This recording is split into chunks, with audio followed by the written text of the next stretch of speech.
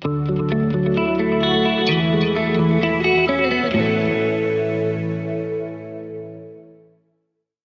selamat siang. Assalamualaikum warahmatullahi wabarakatuh. Selamat pagi dan semangat pagi ya buat seluruh teman-teman pendengar setiaku, buat baik yang sudah setia maupun yang belum setia, atau mungkin buat teman-teman yang baru mau setia nih. Selamat menyaksikan. Nah, kebetulan sesuai dengan yang saya janjikan di episode pertama, bahwasanya konten yang bakal saya buat ke depannya nih adalah dunia seputar insuran atau mungkin dunia seputar marketing. Nah, kebetulan ngomongin soal insuran, hari ini saya sudah mengundang salah satu uh, yang bisa dikatakan adalah host bagi saya, karena salah satu orang yang kemudian mengajarkan saya bagaimana pentingnya itu kita harus mengikuti asuransi. Nah, mungkin untuk selebihnya, mungkin akan saya persilakan dulu kepada uh, abang yang ganteng, Coach Arde. Silakan mau untuk memperkenalkan diri dulu, Coach. Oke, terima kasih Bapak Iwan, Bapak atau Mas nih, atau Bang. Santai aja ya. Saya panggilnya Bang Iwan, Bro atau juga Bang boleh. Imron. Oh, Bro Imron, oke lah ya, Bro Imron. Oke, sebelumnya perkenalkan, nama saya Ardi Restian. Saya adalah untuk Sales Academy ya, tapi untuk di divisinya, divisi digital marketing konten, yang mana tugasnya saya sekarang adalah membuat konten-konten terkait tentang asuransi, baik untuk training, development, ya kan, untuk teman-teman yang ada di dunia sales, di salesnya asuransi, terutama di sales Benilife. Oke, saya di dunia asuransi sudah hampir 4 tahun. Sebelum di dunia asuransi, saya di dunia persalesan. Sudah cukup lama, hampir juga 4 tahun di MPM Finance. Terus habis itu move ke Benilife sebagai sales training dulu. Sebelum sales training, saya menjabat sebagai Regional People Development dulu di wilayah Malang. Terus habis itu menjadi sales training, dan saat ini kerjaan saya sama kayak Imron ya, Bro Imron lah. Bro Imron buat konten, buat materi, terus habis itu buat training analis yang memang dibutuhkan sama teman-teman sales gitu, Bro Imron. Saya juga baru tahu loh, Coach, kalau ternyata juga seorang digital marketing. Apa konten ini masih Biasanya orang digital marketing itu ini ya, orang-orang yang milenial, baru-baru gitu ya. Kok ini mukanya muka lama gitu ya. tapi setelah di tempat saya terkenal loh di beberapa staff agen waktu ditanyain dulu training dengan siapa, Coach Arde. Oh, Coach Arde yang ini ya ganteng. Kayak Dulu lama muter-muter sudah di dunia training, pengajaran, sudah hampir 3 tahun lah ya. 3 tahun di dunia pengajaran, sales training, dan sebagainya. Ya sudah cukup saatnya kita, show sana show sini, akhirnya di belakang layar aja dulu. Yang penting kita support mereka. Coach, ngomongin Ya, soal insurance, soal asuransi. Nah, tentunya ada perubahan dong dari mulai sebelumnya Coach Arde ini bergabung di dalam dunia asuransi dengan yang sesudah, dalam hal misalnya dalam hal stigma pemahaman kita. Misalnya kan kalau hari ini bagi banyak kaum muda terkhusus yang belum mengenal asuransi pasti menganggap bahwasannya itu tidak terlalu penting. Tapi ketika misalnya contohnya saja simpel sederhana, ketika saya belum mengenal asuransi dengan umur yang cukup muda, kemudian dengan saya berpikir bahwasanya nggak penting dulu. Tapi ketika hari ini saya sudah bergabung di dunia insuran, saya menganggap bahwasanya ini sangat penting buat saya dan kebutuhan hidup saya dalam jangka panjang. Nah, kalau Coach Ardi sendiri menganggap hal itu seperti apa? oke. Bro Imran, jadi gini. Awal pertama kali saya tahu juga asuransi itu cuma dua. Yang pertama Ya. itu adalah BPJS, kalau dulu jam sostek ya. Nah, Karena orang ya. tua waktu itu PNS, jadi udah tahu jam sostek zaman dulu. Terus yang kedua itu Jiwasraya, ya kan gitu kan, Ya. asuransi pendidikan dan sebagainya. Nah, cuman 2 itu aja. Terus beranjak saya mulai masuk sekolah, kuliah, akhirnya saya tambah 1 lagi. Ternyata kalau kita naik bis, ada asuransinya, Oh ya kan? iya iya. Ya Kalau kan? pesawat juga Nah, ada. itu asuransi, iya, Jasara Harja. Oke. Saya hanya tahu 3 asuransi itu. Nah, ketika kita beli motor, waktu itu motor masih kredit, akhirnya ditawarin juga asuransi kendaraan. Saya pikir asuransi itu hanya sebatas itu ya fungsinya. Tapi ketika saya masuk di dunia pekerjaan, yang mana di sini adalah insurance, akhirnya saya mengetahui satu hal bahwa asuransi itu adalah perlindungan. Jadi seperti kita beli handphone, yang mana handphone itu kenapa kita mau beli handphone yang punya garansi, ya kan, dibandingin kita Ya, beli handphone baru yang punya garansi, dibandingin kita beli handphone second, yang sebenarnya fungsinya sama-sama nih. Sama-sama fungsi buat telepon, sama-sama fungsi buat chatting, browsing, dan sebagainya ya. Tapi kita lebih mau untuk mengeluarkan uang lebih banyak handphone baru dibandingin handphone second. Mungkin salah satunya adalah ketika kita beli handphone baru, itu digaransi oleh tokonya, digaransi oleh produk handphonenya kan gitu kan. Salah satu misalnya produk handphone apa gitu kan, dia akan menggaransi, garansinya 1 tahun Pak, apabila terjadi kerusakan boleh dibalikan atau dibenerin kembali ke kita tanpa mengeluarkan uang. Itu salah satu menarik. Nah, ketika saya masuk ke dunia asuransi, ternyata asuransi itu sama seperti itu. Fungsinya adalah menggaransi. Apa yang digaransikan? Yang digaransikan adalah finansialnya. Apabila kita misalnya mengalami resiko, salah satu resiko misalnya kayak misal kalau kita asuransi motor gitu ya, iya benar. resiko kehilangan motor, maka perusahaan asuransi lah yang akan menggaransi kerugian dari kehilangan tersebut, gitu. Jadi kalau kita berbicara asuransi ini cukup unik. Asuransi ini kalau dalam sudut pandang saya secara sederhana adalah dia menggaransi sesuatu atau mengamankan sesuatu. Ketika terjadi resiko, ketika terjadi misalnya suatu kehilangan, apapun itu ya, maka dialah yang akan menggantikan kerugian kehilangan tersebut.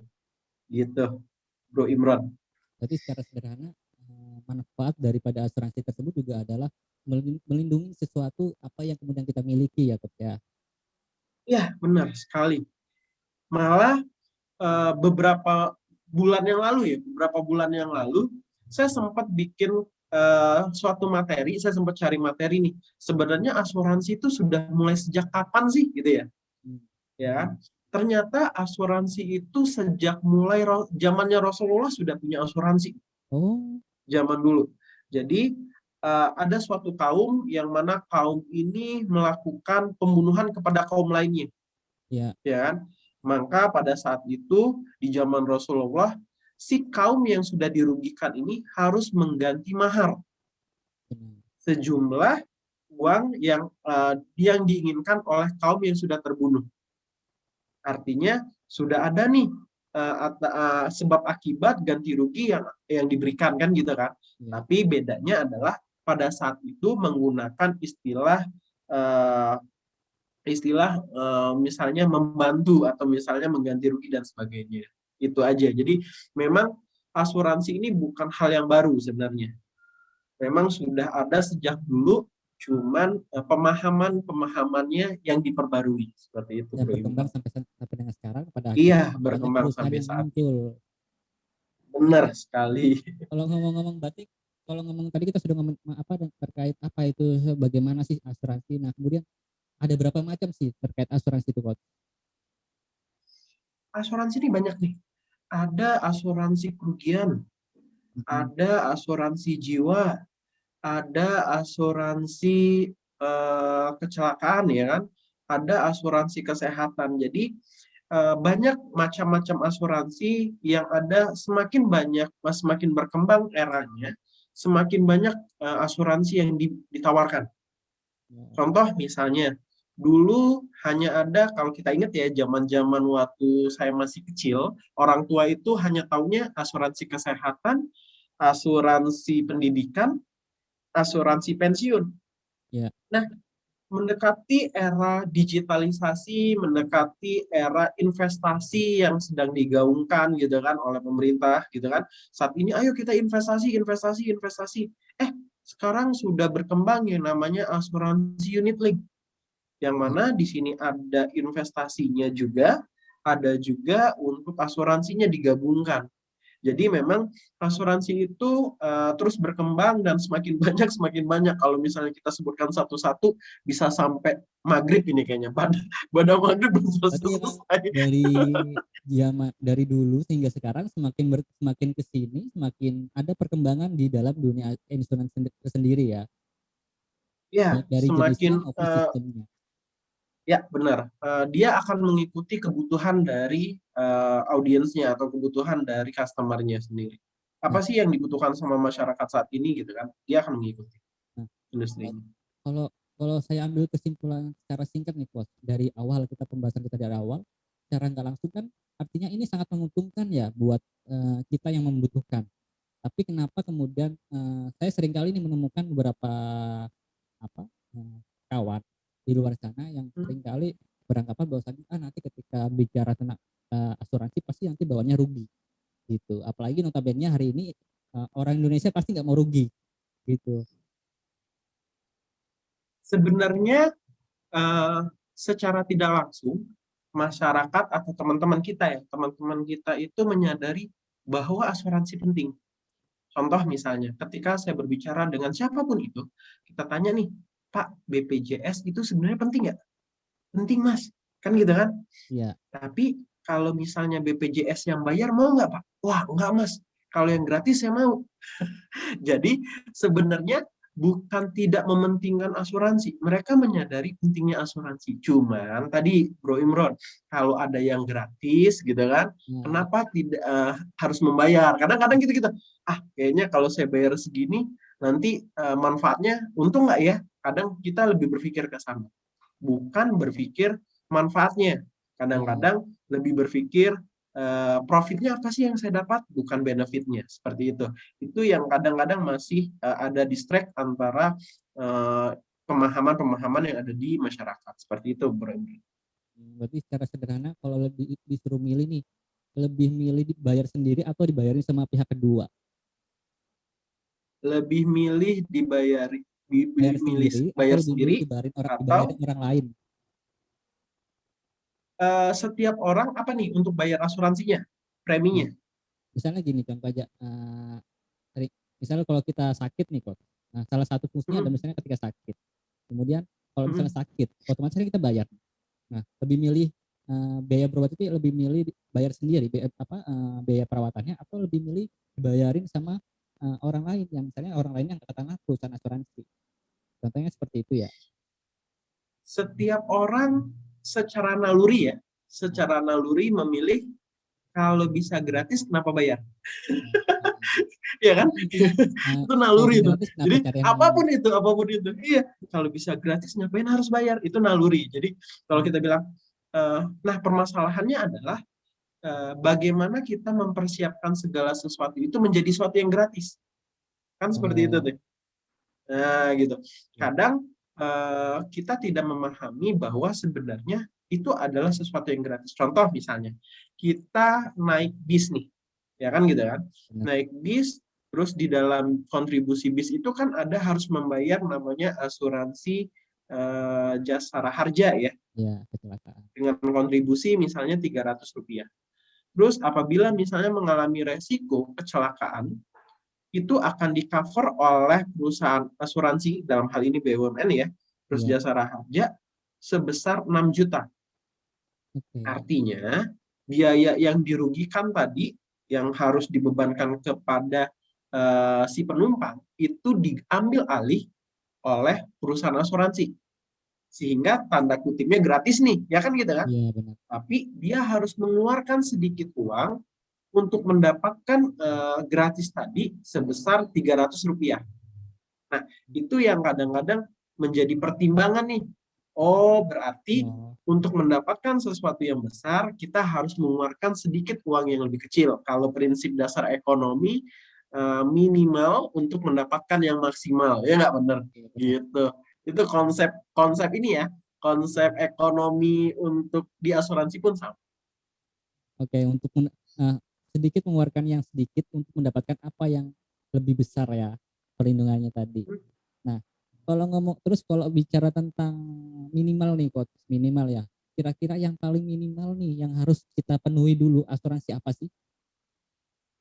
Kalau dari sekian banyak kan, Kalau kalau bicara sekian banyak kan banyak nih macamnya, tapi yang paling penting dulu khususnya nih buat kita buat kaum milenial. Nah, yang lebih dulu apa sih yang paling penting yang oke, sekiranya belum punya yang paling sering misalnya anak muda yang belum punya tanggungan katakanlah ambil contohnya buat anak yang belum punya tanggungan gitu. oke. Boleh nanya nggak Bro Imran? Ya boleh. Kira-kira nih, kalau Nah, kita kerja nih menghasilkan uang, terus uangnya kita gunakan, tujuannya untuk apa? untuk kebutuhan jangka pendek Kebutuhan, maupun untuk jangka panjang. memenuhi suatu kebutuhan, ya kan gitu Iya, kan. Terus apa yang paling kita takuti ketika kita sudah tidak bisa memenuhi kebutuhan tersebut? tidak bisa kebutuhan yang pasti nggak ada pemasukan. Tidak ada pemasukan, gitu kan. Artinya yang paling ditakuti adalah kita tidak bisa bekerja. Iya, Ya benar. benar. Nah, apa yang harus dilindungi pertama kali yaitu melindungi diri sendiri. Hmm, Bagaimana ketika terjadi misalnya resiko, misalnya contoh kita sakit, kita harus bisa berobat. iya, Karena apa? Kalau kita sakit, artinya kita tidak bisa bekerja. Kalau kita tidak bisa bekerja, berarti kita tidak bisa memenuhi kebutuhan. Itu yang paling kita takuti. Ya kan gitu kan? benar. Nah, terus ketika misalnya kita tidak tahu, misalnya mengalami resiko kecelakaan dan harus dirawat di rumah sakit. Artinya, gimana caranya kita selalu berpikir sembuh. Benar nggak? Iya, Walaupun sembuh itu ada harganya. Kan gitu kan? Sembuh itu kadang ada orang harganya nih. pun juga Ada harganya. memaksakan dirinya untuk berangkat ke Ih, kantor. iya benar. Karena apa? Karena ketika dia tidak sembuh, dia tidak bisa menghasilkan produksi, dia tidak bisa bekerja, dan dia tidak bisa menghasilkan apapun. Akhirnya itu yang ditakutkan. Ya kan gitu. Iya, Berarti apa yang harus dilindungi? Yang dilindungi adalah dirinya. Apa aja yang ada di dirinya? Satu, jiwanya. Kedua, kesehatannya. Ketiga, income-nya. Benar nggak? Itu yang harus dilindungi terlebih dahulu. tapi kenapa kemudian income tuh di deretan paling atas coach? Kenapa nggak paling bawah gitu? Karena yang pasti kita ada hal yang pertama kita cari adalah kan income nih. Oke. Kenapa income itu terakhir? Atau kita bilang, kenapa yang dilindungin harta dulu? Misalnya income tuh Iya, saya bilang harta ya. Misalnya iya. gitu. Saya mau nanya sama kalau misalnya nih, antara dipilih ketika kita melindungi jiwa kita, kesehatan kita, sama melindungi mobil, penting mana? Eh, Saya tanpa mobil, saya bisa naik Grab. ya Benar nggak? benar. Saya tanpa mobil, bisa naik motor. Tapi kalau saya tanpa kesehatan, Nggak bisa bisa kemana-mana. saya berbuat. Cuma bisa di kasur. Iya, artinya yang harus saya lindungi terlebih dahulu adalah diri saya dulu, gitu. Kesehatan Hmm, saya dulu, jiwa saya dulu, barulah income saya akan atur. oke. Gitu. Tapi itulah kenapa kemudian memang kesehatan kita ini sangat penting buat bekal dalam memenuhi kebutuhan sehari-hari ya coach ya. Iya, benar. Gitu. Terus kemudian jiwa. Nah, kalau bicara jiwa, kenapa kemudian jiwa kita harus juga diasuransikan kan coach? Kenapa juga harus Oke. jiwa kita juga harus masuk ke dalam kategori hal yang harus diasuransikan. Eh, Bro Imron pernah dengar nggak bahwa manusia yang paling bermanfaat itu adalah manusia yang paling mulia itu adalah orang yang bermanfaat untuk orang lain, Benar. terutama Pengertian yang adalah sekitar orang yang terlebih dahulu. dicintai. Iya kan, seperti itu ya. Mm, Nah, pertanyaannya adalah, apakah kita hidup sendiri? Ya, enggak. kita memiliki orang-orang keluarga yang kita cintai. Iya. Nah, keluarga yang kita cintai itu sadar tidak sadar dia juga terikat dengan apa yang kita dapatkan. Contoh misalnya istri atau anak. Istri atau anak bisa hidup dengan layak karena income yang kita berikan sebagai suami. Seperti itu ya. Ketika terjadi resiko misalnya si suaminya meninggal dunia, maka uang yang biasa dihasilkan oleh suami akan hilang. Ya. Sedangkan hidup dari istri dan anak tetap harus ada. Berarti ada sesuatu yang harus menggantikan income tersebut. Nah, siapakah income yang harus menggantikan itu? Salah satunya adalah dengan asuransi. Jadi ketika misalnya orang itu mengalami resiko tutup usia, ya, maka akan ada penggantian kerugian finansial yang diberikan kepada keluarga yang bisa digunakan oleh keluarga untuk memenuhi kebutuhannya. Gitu, Bro Imran. Berarti sederhananya seperti ini, ketika kita nggak tahu apa yang namanya usia, kemudian yang jelas ketika resiko tutup usia itu pasti ada tuh ya, dan ketika itu terjadi kita nggak akan tahu bagaimana kehidupan orang yang kita tinggalkan. Ya, Benar nggak, Coach? kasarnya ngomong adalah kita menjaga keluarga kita ketika kita sudah tidak ada. Ya. Gitu. Jadi Dan kita menjaga keluarga kita tetap hidup layak, tetap bahagia ketika kita sudah tidak ada. Kan kita senang nih kalau misalnya kita melihat dari surga bahwa oh keluarga kita aman, tentram, walaupun sebenarnya kita sudah tidak ada.